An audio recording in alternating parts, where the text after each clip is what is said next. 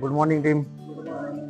आता थोडं माणसानं राजहंसासारखं असावं, जे पटेल ते घ्यावं, जे नाही ते सोडून द्यावं. सगळ्यांना राजहंस माहिती आहे. काय करतो राजहंस?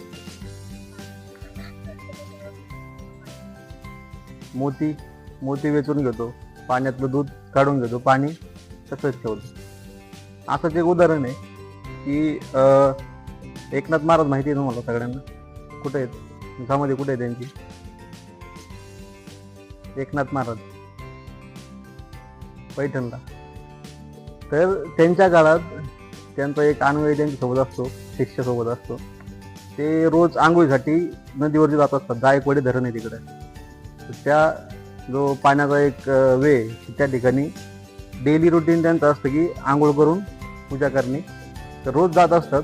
पण समाजात अशी काही लोक असतात ना, ती चांगल्या माणसाला त्रास देण्यासाठी असतात. म्हणजे अंगावरती चिखलफेक करणं, दगडफेक करणं किंवा अंगावरती थुकणं, हे पहिल्या काळात चालायचं. त्या काळात रोज त्यांचं जे रुटीन असायचं की बाबा आंघोळ करून पूजा करायची, तर रोज आंघोळीला जायचे.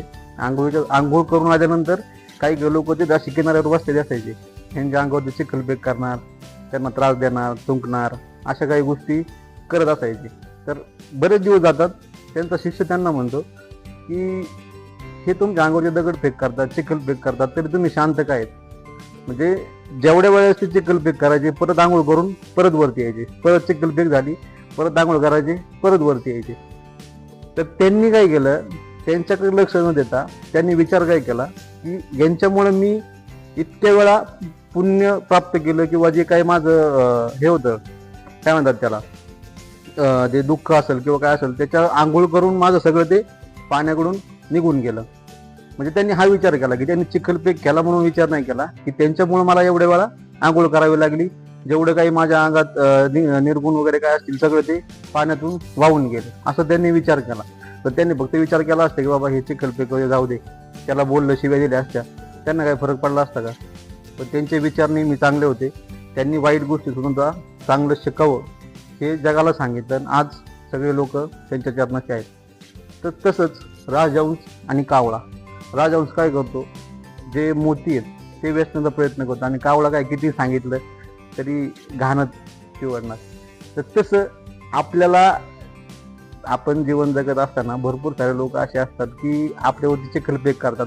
ऍक्च्युअल चिखलफेकच नाही, पण बोलणार, शाब्दिक मार करणार. पण त्या काळात सुद्धा आपण सक्षमपणे उभं राहिलं पाहिजे.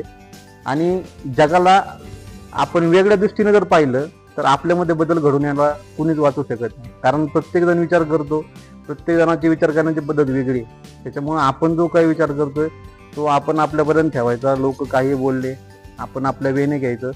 जे त्यातलं चांगलं वाटतंय तेच आत्मसात करायचं आणि पुढं चालून जायचं. ठीक आहे. धन्यवाद.